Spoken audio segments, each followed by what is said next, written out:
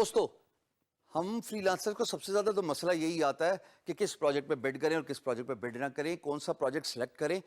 یہ تو بہت غمگین مسئلہ ہے.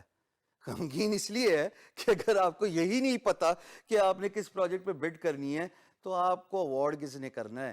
ہم ایز اے فری لانسرز ہمیں یہ سکس سینس ڈیولپ کرنے پڑتی ہے over a period of time to figure out which project is right for اس.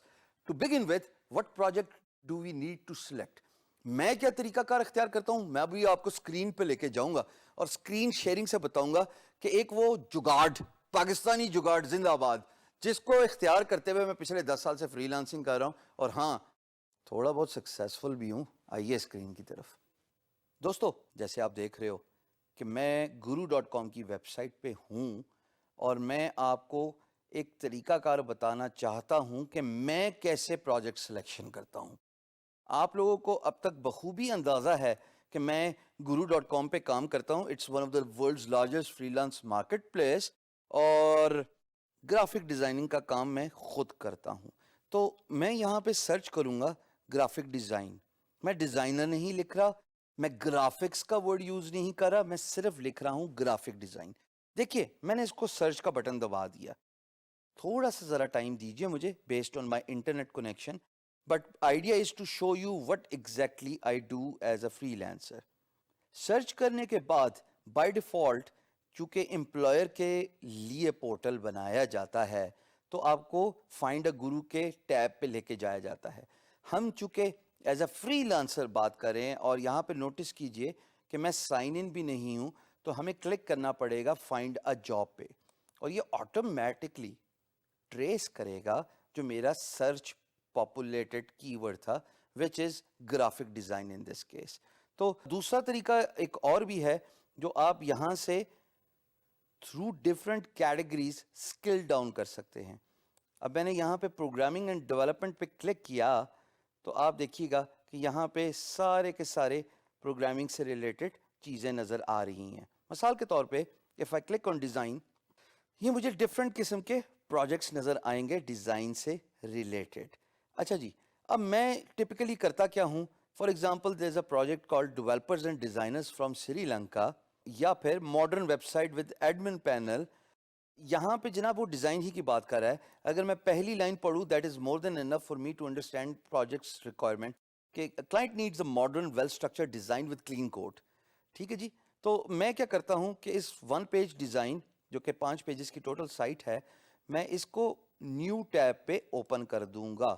تو میں کیا کرتا ہوں کہ میں جو پروجیکٹ پسند آ جائے اس کو رائٹ کلک کیا اور اوپن اے نیو ٹیب کھول دیا. اب بھی میں نیو ٹیب کی طرف نہیں جاؤں گا جو اوپر ٹیب آپ کو نظر آ رہی ہے. انسٹیڈ میں ابھی پروجیکٹس پڑھتا ہی رہوں گا. یہ کہتا ہے جناب اس کو ڈروپل کا ڈیزائن چاہیے، اس کے لیے بھی میں نے open link in new tab کر لیا. I will keep doing this for 10 odd projects. یعنی کہ 10 پروجیکٹس لیے میں اپنی روٹین بتا رہا ہوں. ورڈپریس تھیم ڈیولپر، واہ واہ واہ میری پسند کا پروجیکٹ. تو میں نے اس طرح ٹیب کھولتا جاؤں گا. اس کے بعد خواتین و حضرات جب میں نے سلیکشن کر لی 10 پروجیکٹس کی تو ان 10 پروجیکٹس کے ضروری نہیں ہے کہ میں ان پہ ہی بڈ کروں، but these are the projects which are very close to my expertise, very close to my skill set, and this is what I typically do in order to save myself a time and an energy. And then what I will do is I will go through each tab one by one. اب اس tab سے میں گزرا، اس tab کے پورے project description کو میں نے پڑھ لیا.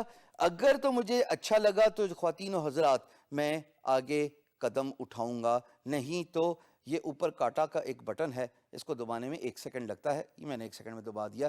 اس پروجیکٹ کی ہوگی چھٹی، میں گیا اگلی ٹیب پہ اور اس پروجیکٹ کو میں گو تھرو کروں گا.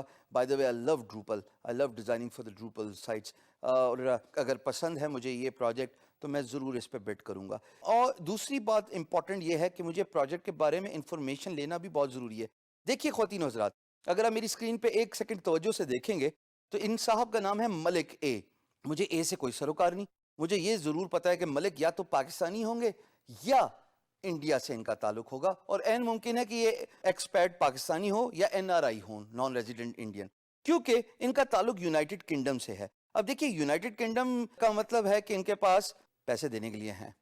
وہ بات پروف کرتی ہے یہ ٹک اس ٹک کا مطلب ہے کہ ویریفائڈ پیمنٹ میتھڈ جو آپ میری اسکرین پہ دیکھ رہے ہیں کہ انہوں نے جب پروجیکٹ پوسٹ کیا تھا تو انہوں نے اپنا کریڈٹ کارڈ ویریفائی کرایا.